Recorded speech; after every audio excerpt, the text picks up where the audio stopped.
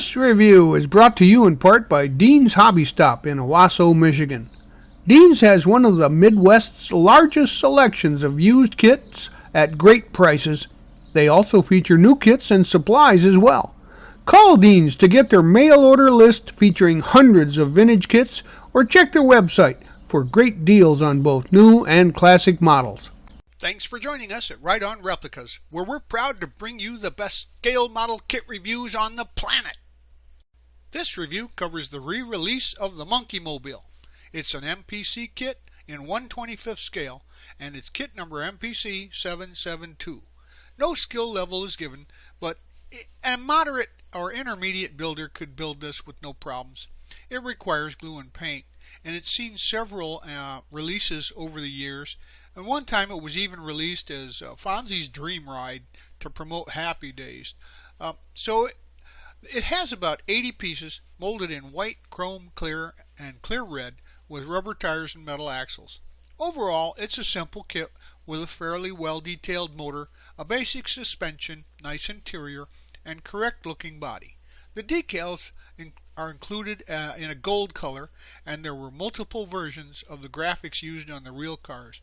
And these most represent the original style of car number 1 in the promotional shots. Although the actual TV series, the car didn't have any graphics on it. When you're done, the overall length is about 9 inches long, 3 inches wide, and 2 1/4 inches high. Here are the decals for this kit, and as we've mentioned, they only come in gold, but there's still some pretty nice graphics, and they follow the promotional version pretty nicely. Before you begin, know that we use Model Masters liquid cement for most of construction, although sometimes super glue is needed for strength, or white glue for clear parts. Also, pay attention to the safety use guidelines for any of the products you see here to make sure that you are as safe as you can be when you're building your model. We start with the motor assembly, so prior to painting, you can assemble the block and add the timing cover and the heads, and then paint this unit a GM blue. The transmission is aluminum, and on the oil pan, paint the starter black and the oil filter white. The exhaust manifolds are steel color. So assemble the rest of the motor by adding the oil pan to the bottom, the intake to the top, and the valve covers to the heads and distributor to the intake. Now add the exhaust manifolds last. Extensive details aren't needed on this motor because the hood doesn't open, and once built it can only be seen from underneath, so set this unit aside to dry. Assemble the blower unit, and it'll be set aside for later installation once finished. Now paint the inner turbine housing gold and the butterfly panel flat black. Assemble the front and rear faces on the turbine housing, and then assemble the snorkel halves and the butterfly panel. Now add this to the turbine and install the whole unit in place onto the base, and add the belt cover to that. Now add the radiator cap and the hose in place. Now grab the wheels and tires, and note that the rim backs have different sizes. The hub is a little bit longer, and those are used on the rear. So paint the inside of the rim backs flat black, as well as the rim inside of the backside. The tires are non-directional and all the same size, so location is not important. But to give them a used road-worn look, press and roll the tread on a sheet of fine sandpaper, about a 220 grit, and insert a rim front into the tire, and insert a rim back onto the other side, and this complete the tires so you can set those aside for later. So get these parts out for the interior assembly, and the tub and all the seats I painted tan like the original, and the console will be black with the shifter remaining chrome, and then paint the outer part of the tub, the bottom, etc., flat black. And note on the colors that console is black in car number 1 and tan in car number 2 from the TV series. I wanted to carpet my model, so I used some of the carpet flocking available at craft stores or online, sifted it out, and then painted a little white glue on the bottom of the flooring, and then you sprinkle it on after sifting it out and make sure it's all loose, and then tamp it down a little bit, and then you tap off the excess, and all of a sudden you've got a carpeted model floor. Once that's done, you can install the back seat and all 4 of the bucket seats, and then add the console and the shifter to the floor pan and paint the gas pedal black. Now grab these parts to detail the dash, and I painted my dash black to replicate car number 1. If you build car 2, the top pad on the dash is tan, and then the instrument panel is painted wood tone, and the trim and the knobs are painted silver with black highlights on the panel. Then the column is tan with silver spokes and wood colored wheel. Car number 2 has a tan wheel. The instrument cluster has black faces and white details. Also note that there are air conditioning vents on the dash there. So for car number 1, remove the vents as it did not have air conditioning. To finish this up, install the instrument cluster from the back side, add the tachometer to the top of the dash and the gauges to the dash's bottom. Install the dashboard into the slots on the side walls and then add the steering wheel into place and set this aside to dry thoroughly. Get these parts out to start the chassis and paint the chassis pan flat black and the frame rails a semi-gloss black. I painted the gas tank steel color, and there are other lines and details that you can highlight for more detailing if you choose. Now assemble the rear axle and paint it black, and the exhausts are steel with silver mufflers, and attach the exhaust into place on the chassis pan. Then add the rear axle, making sure the drive shaft is under the support bar. Now we can grab some of the previous assemblies to finish the chassis. Slide the metal axle through the rear axle openings and then attach the wheels. Remember, the longer wheel back hubs go to the rear of the car, and then slide the second metal axle through the holes in the front suspension and attach the tires there. Here's a view of the unit and with the motor attached in place on the motor mounts, and now we have something to build the rest of our model on. We'll start on the bodywork now and grab these pieces to begin there. There is some assembly that needs to be done prior to paint, so the front and rear valances can be installed onto the body, and then in the front fenders the exhaust mounts need to be installed there. Then the roof can be assembled at this point too. Once you've installed the valances, etc. there, we'll need to do some cleanup on the parts. On the windshield frame, the A-pillar is removed. Now note the excessive flash around the body panels that need to be trimmed with a hobby knife and cleaned up with some light sandpaper. Wet sand the entire body with some 800 grit sandpaper and clean it up nicely, looking for any blemishes that need attention. And use your favorite putty if you find any sinks, etc. I didn't find any on mine, just some parting lines that had to be removed. Then prime the whole body with a good quality sealer primer and wet sand that again with some 800 paper to prepare it for the main color.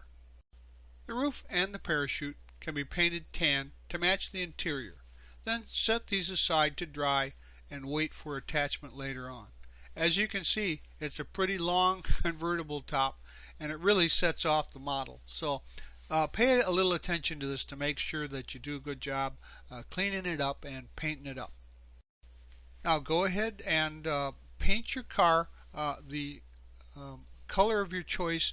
I used what was called a GM Victory Red for this car, and of course the original was very similar red color. And then we can move on to the decals once that's dry.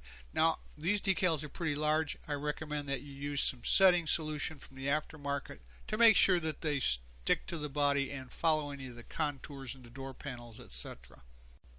Now you can highlight any of the trim on the car that needs to be highlighted.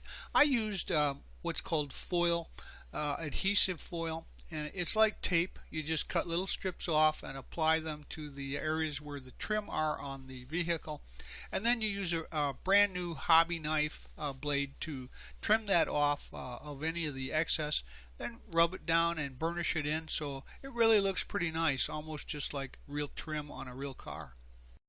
Once the trim is in place and looks good, you can go ahead and spray a clear coat over the entire thing with the decals and the foil in order to seal them into place.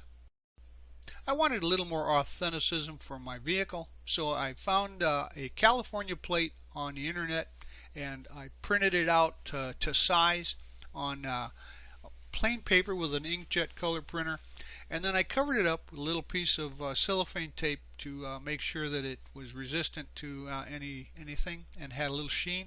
And then I'm going to glue that into place on the back end with the rest of the parts to finish up the rear section. So go ahead and assemble the rear end and add the tail lights into place. Then add the parachute to the slot in the body. Cut and fit your license tag and add that with a little white glue, and then add the gas cap to the top of the trunk. Now we can work on the front, and about the only thing to add here are the grills. I detailed the grills with what we call a black wash.